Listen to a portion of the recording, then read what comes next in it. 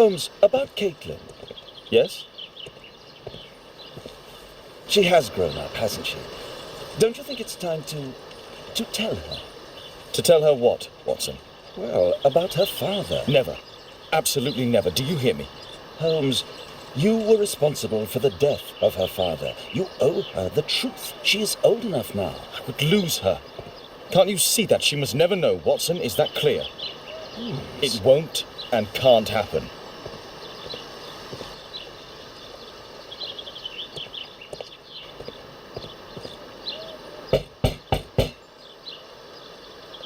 Come in, please.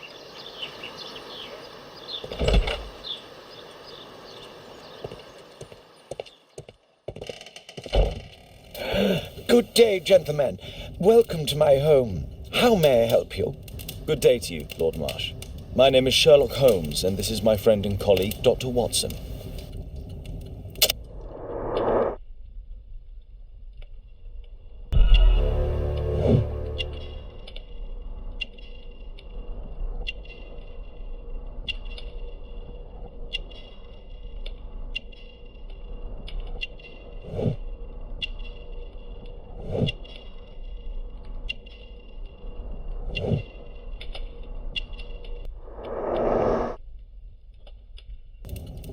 I hope we're not disturbing you. You are with your physician?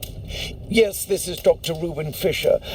But no, please, I'm intrigued by your visit, Mr. Holmes. I'm glad to hear it.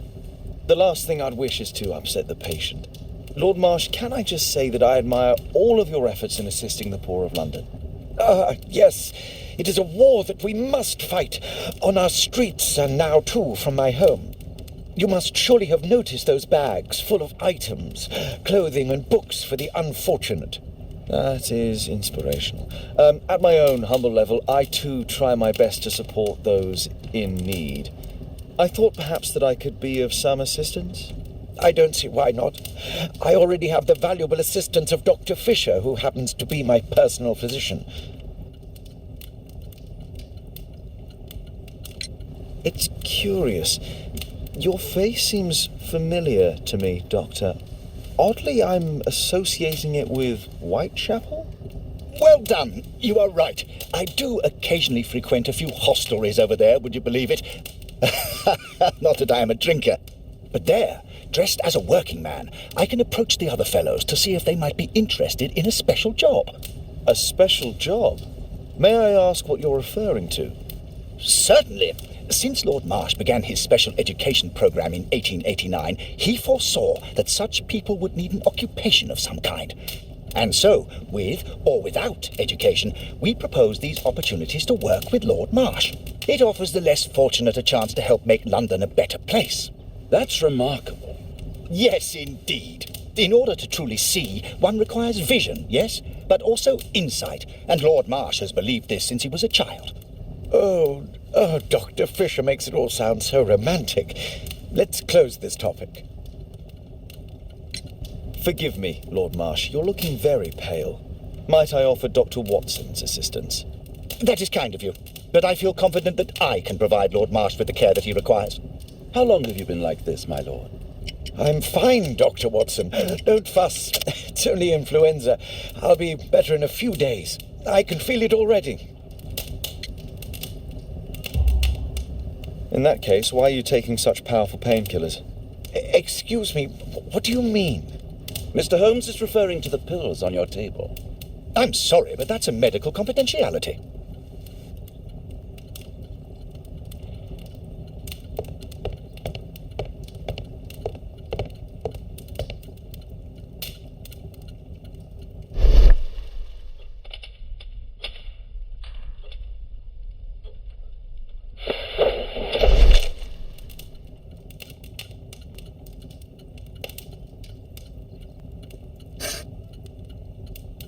John Strobridge. I've seen this name before. It was on a missing persons poster.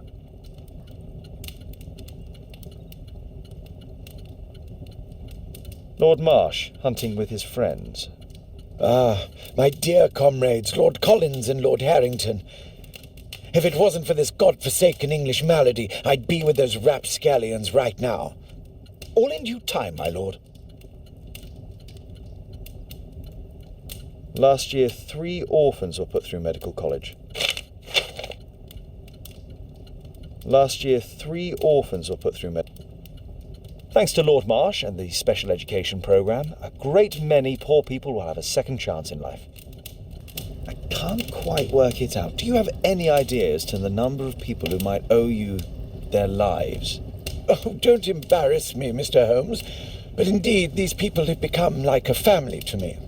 That would be a fairly large family, I imagine. Yes, the list would be longer than any of your short stories. As for how large, well, Fisher is the one who keeps record. Might we take a glance at the list? I regret that is impossible. It is confidential. I stand firm upon that point, Mr. Holmes. I quite understand. We'll most certainly send a donation towards your educational programme. I shall take my leave then. I thank you both and I wish you all the very best, gentlemen. Likewise, Mr. Holmes.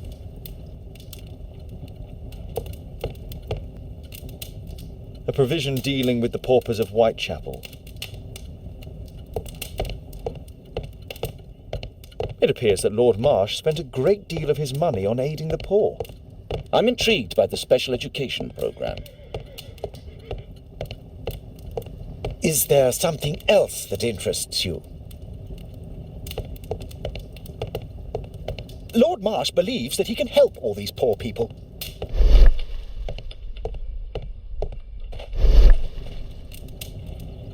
Lord Marsh even helps hospitals.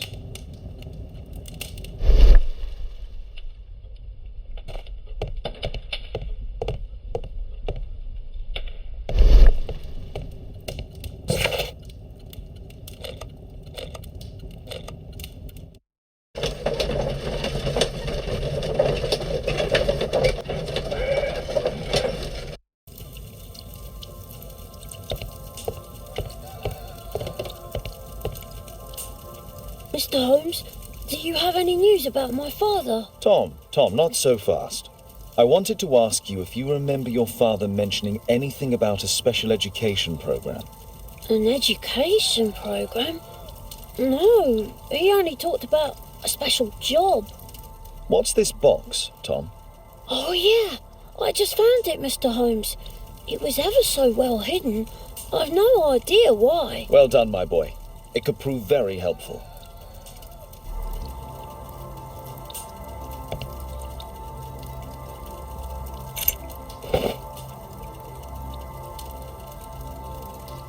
A ramrod to clean a rifle.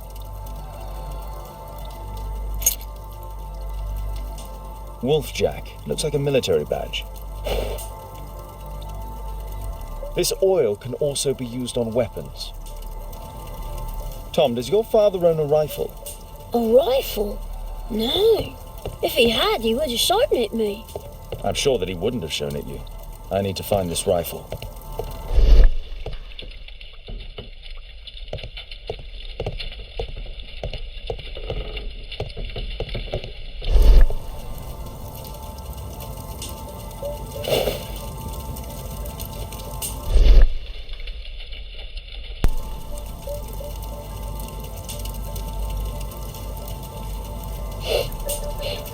This scrap of cloth was used to oil a firearm. Tom, does your father have any other property? No. Well, at least I don't think so. I have to take Toby. He'll take a sniff of the oil and we'll find that rifle.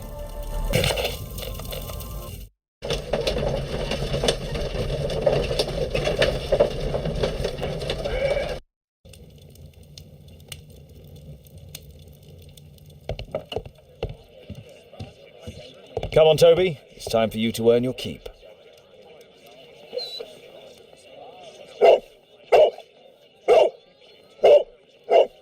Watson? I prefer to visit Lord Marsh. I'm worried about the condition of his health.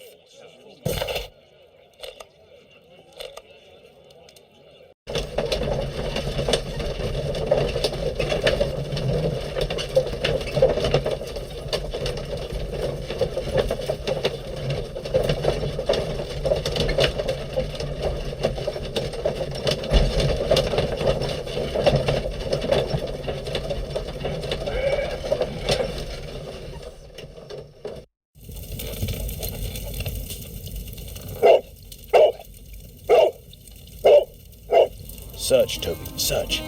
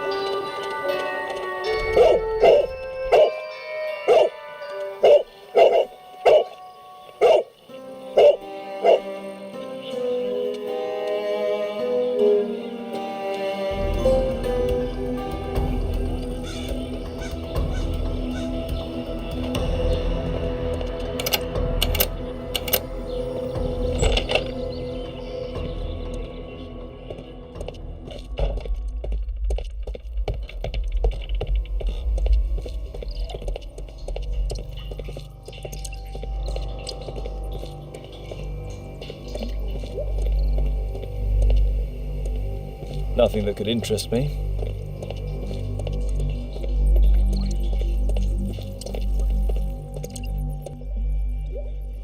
Just some old things.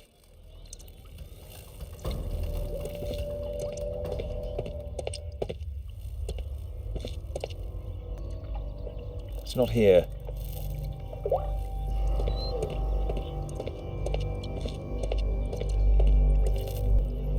Old things. Ordinary storage.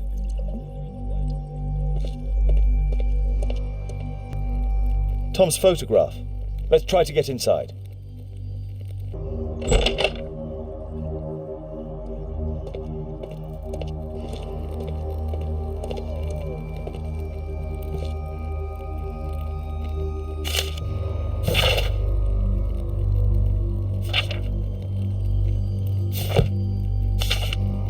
News clippings on Lords in the education programme. Why are they here? Let's compare this list with the evidence that we found earlier. This is the list of selected participants for According to this poster, John Strobridge is missing. Let's compare them with people from Hearst documents. This man appears in both documents.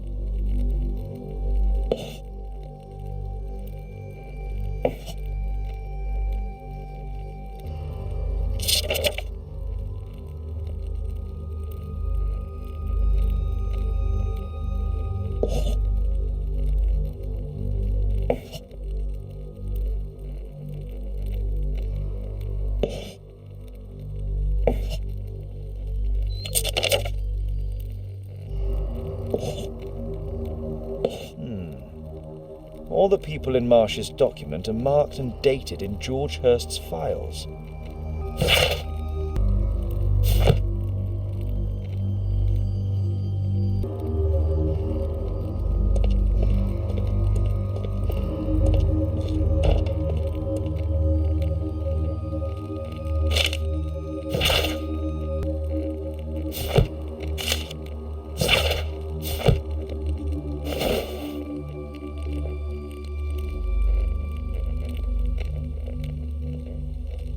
This case must have been full of cartridges.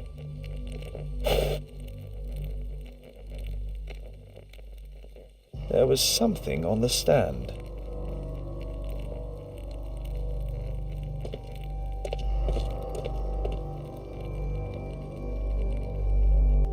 A map of Epping Forest.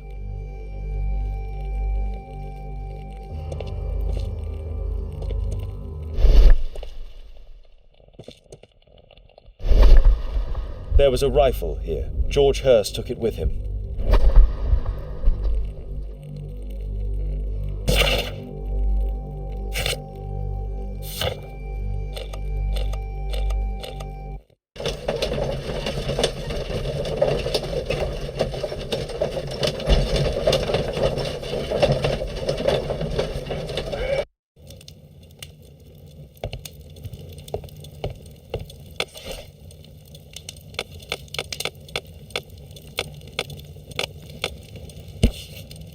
Here it is.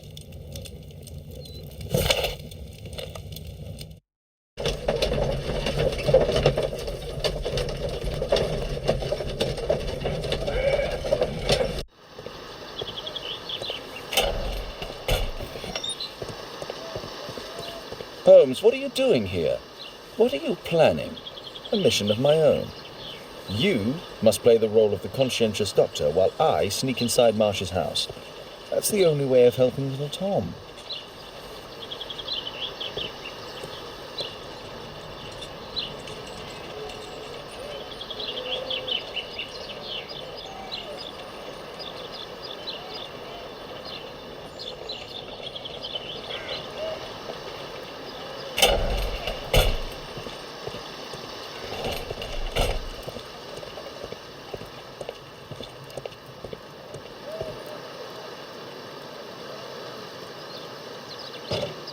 The window is firmly shut.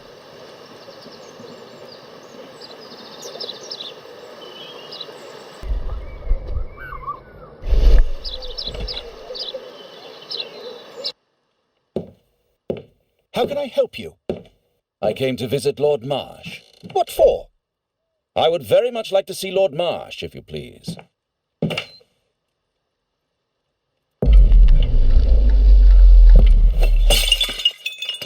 Oh, you're so clumsy. Can you please not... I have to visit Lord Marsh and offer him my services. Fisher, please allow Dr. Watson to enter. Good job, Watson.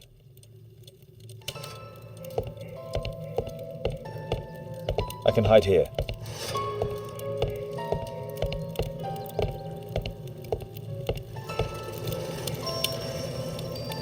Lord Marsh is a keen hunter.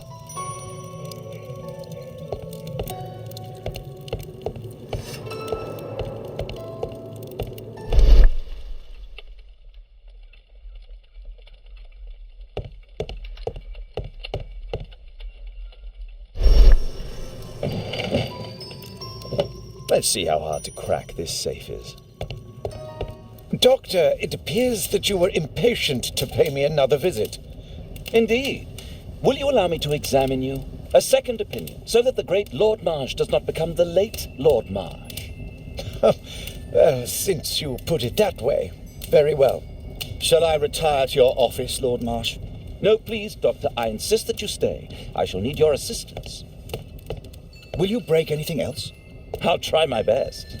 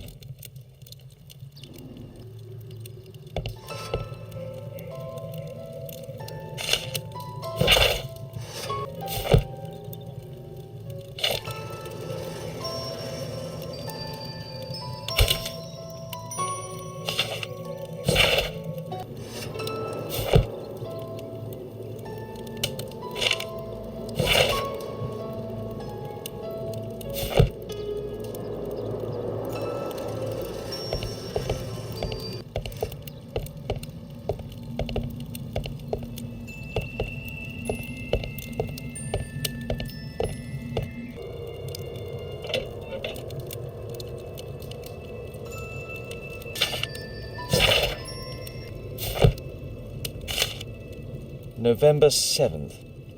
This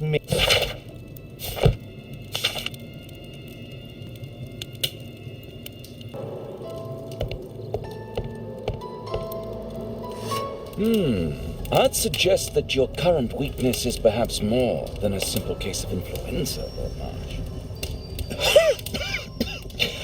Where might your companion be, Dr. Watson?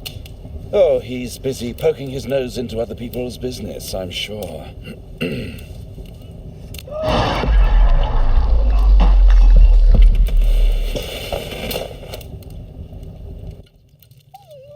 My lord, I'm sorry to interrupt, but I must remind you about your meeting. Is it already time? My apologies, Dr. Watson, but we are expected elsewhere. Might we offer you a lift? You are going out? I'm not sure that's wise in your condition. I value your opinion, but misery never rests, and I am needed. Well, do please take good care of yourself, Lord Marsh. I'll send you my diagnosis, Dr. Fisher. Thank you, Dr. Watson. Farewell.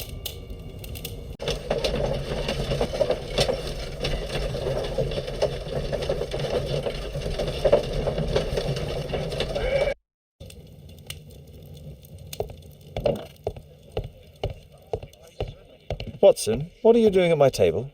I just need to check one thing about Lord Marsh.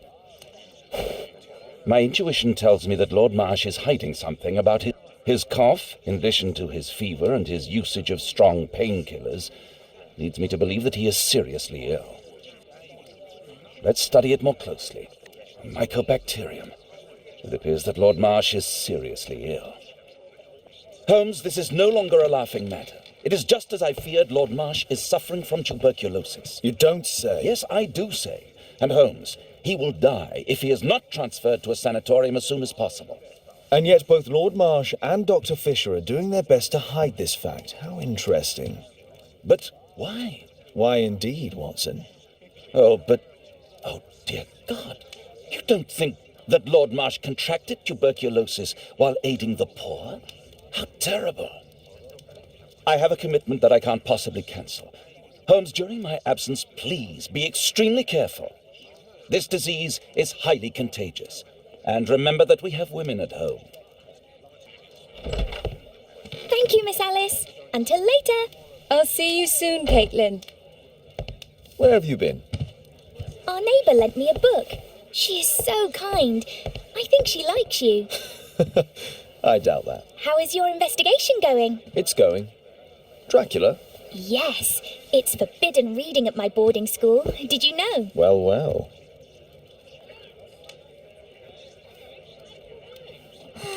This is so romantic.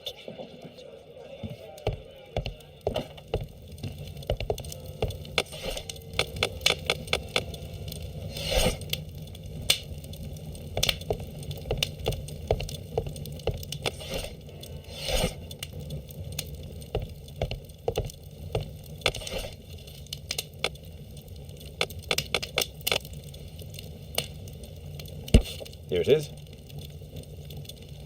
Cranston's Oak is in Epping Forest. That's the place indicated on George Hurst's map.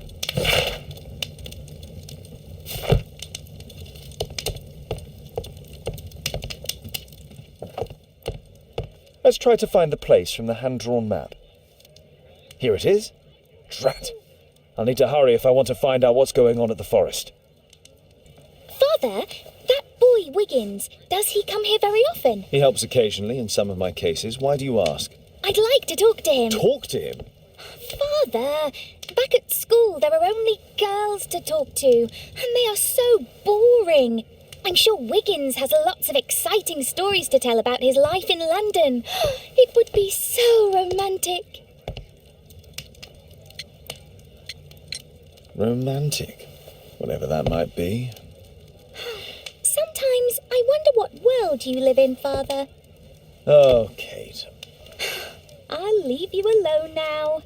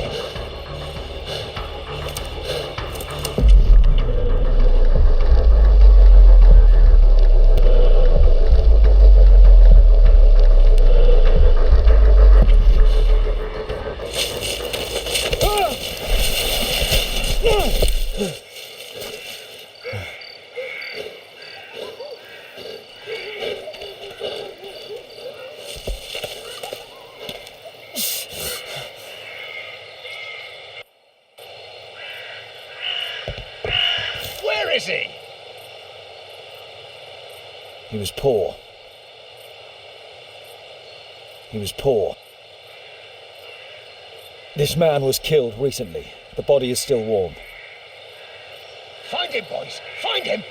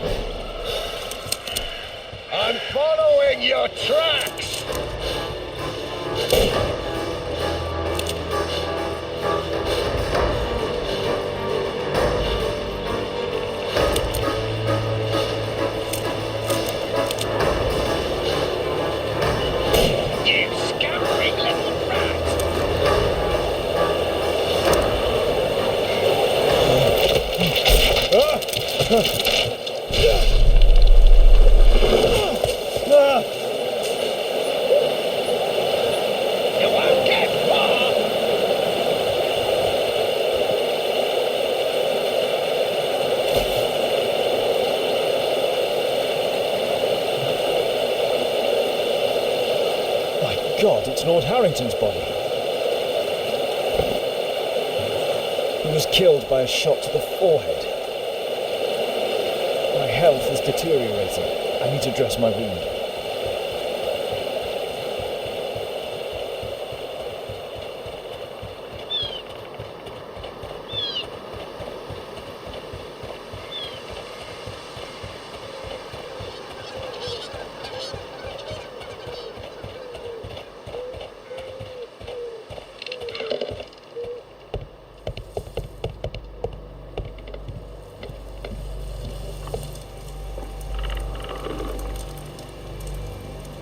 The Quartermain Club.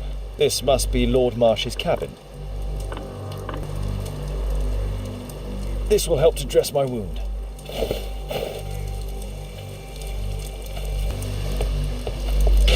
Someone's coming, I better hide.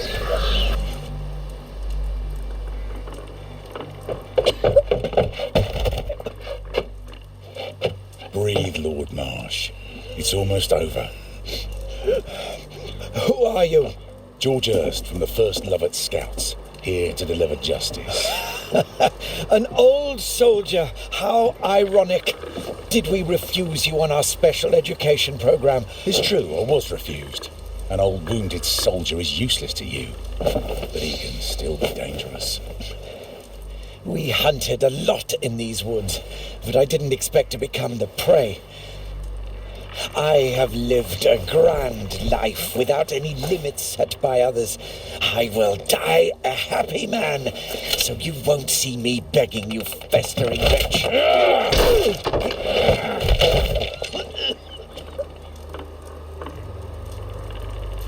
Prepare to meet your maker.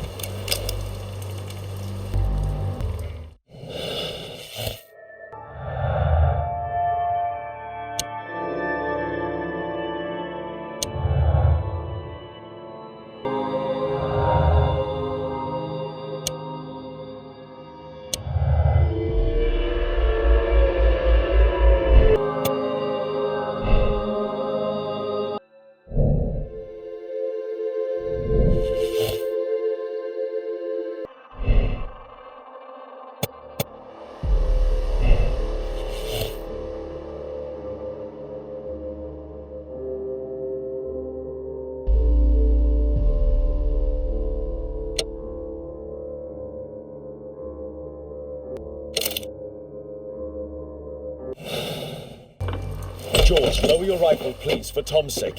Holmes! My, an almost worthy opponent. Tom? My Tom? If you've endangered my lad in any way, you will pay dearly. I assure you that Tom is safe in London with a well-trusted friend. And now it's time to end this. By all means. George, listen to me. If you're seeking an apt punishment and vengeance, killing Marsh will give him exactly what he wants. He would die knowing that he had fulfilled his life through his absolute control of it. But if you allow Marsh to live and be arrested, he will suffer a punishment far greater than your eye could deliver. His ball and chain will be the debilitating tuberculosis. It will drag him painfully and slowly to his demise behind bars. You're mad. You're both mad. Let's go and find Tom. Not just yet. See, Lord Marsh, you will die here, although not by the gun. You'll die slowly. Don't do this, George. Detective, take a look here.